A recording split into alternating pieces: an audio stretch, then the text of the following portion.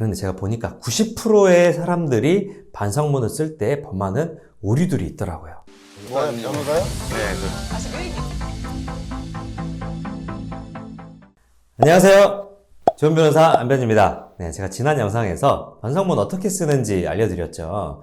그런데 진짜 수많은 분들께서 반성문 어떻게 쓰는지도 궁금하지만 그 전에 실제로 이 반성문이 도움이 될까? 효과가 있을까? 이 부분에 대해서 물어본 분들이 진짜 많았습니다.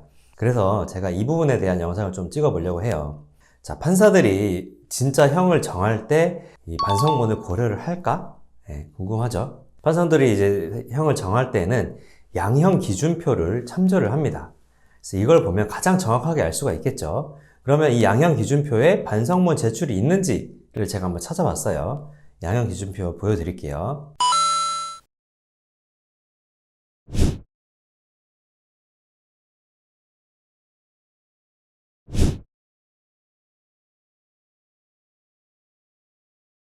이렇게 쭉 보시면 이 양형 기준표에는 이 대법원에서 발간을 한 건데 여기에 반성문 제출은 없습니다.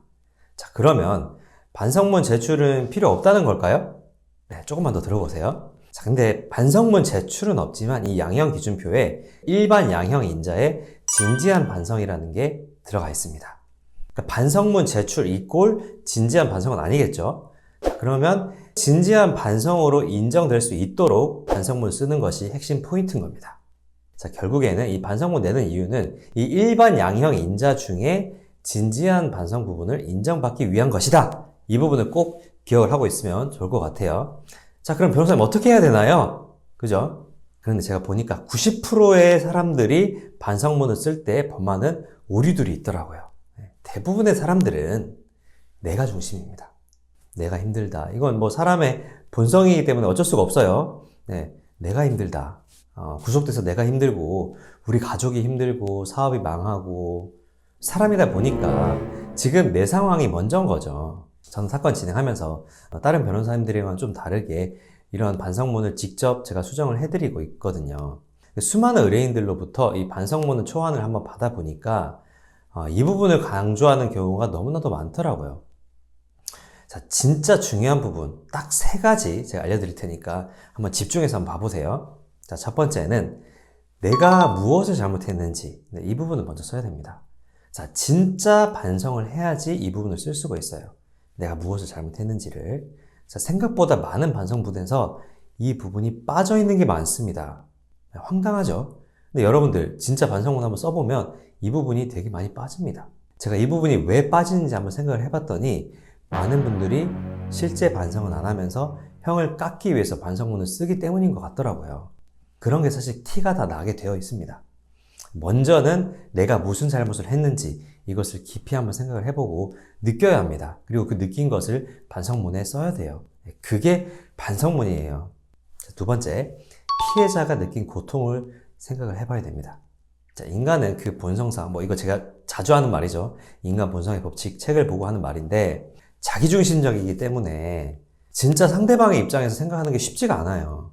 범죄를 저지른 사람 90%도 내가 그렇게까지 잘못한 건가? 이렇게 생각을 하시더라고요. 본인의 피해자 입장에서 그 일을 당했다고 한번 생각을 해보세요. 그 감정과 그 고통의 아픔을 한번 생각을 해보는 겁니다. 만약에 진짜 성범죄라고 한다면 여러분들의 가족이, 나의 가족이 그 범죄를 당했다고 한번 생각을 해보세요. 그리고 음주운전이라고 한다면 나의 가족이 타인이 음주운전한 차에 교통사고를 당했다. 한번 생각을 해보세요.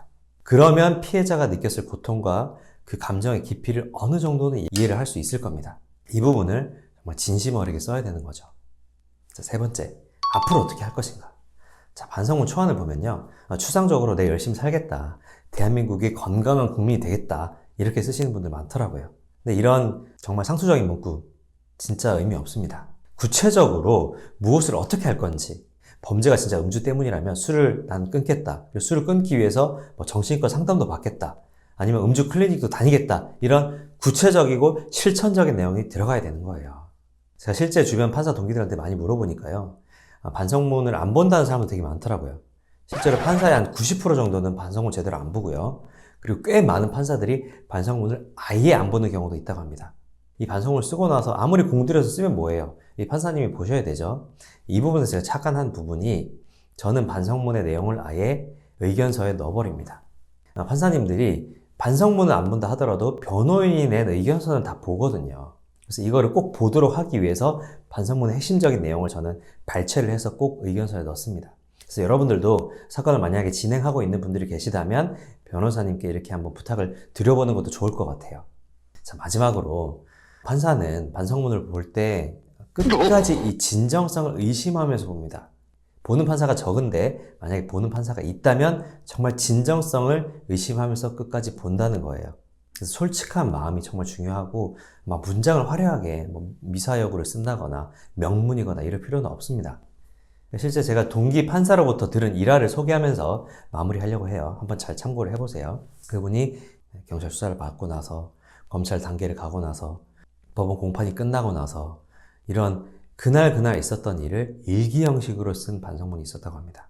그 일기 내용에 내가 어떤 감정을 느꼈고 수사를 받으면서 어떤 감정을 느꼈고 내가 이렇게 잘못을 했구나. 공판장에 진짜 서보니까 이게 진짜 내가 죄인이라는 걸 정말 깨달았구나. 이런 내용들과 그리고 피해자가 얼마나 힘들었을까. 이런 것들을 아주 솔직하고 담담하고 담백하게 이렇게 썼다고 해요. 이 반성문이 눈에 들어왔다라고 합니다. 여러분 이게 정답은 아닙니다. 그러나 이런 것들을 한번 참고할 필요는 있겠죠. 이만큼 반성문에서는 첫 번째도 진실성, 두 번째도 진실성이 중요하다는 것을 말씀드리고 싶습니다.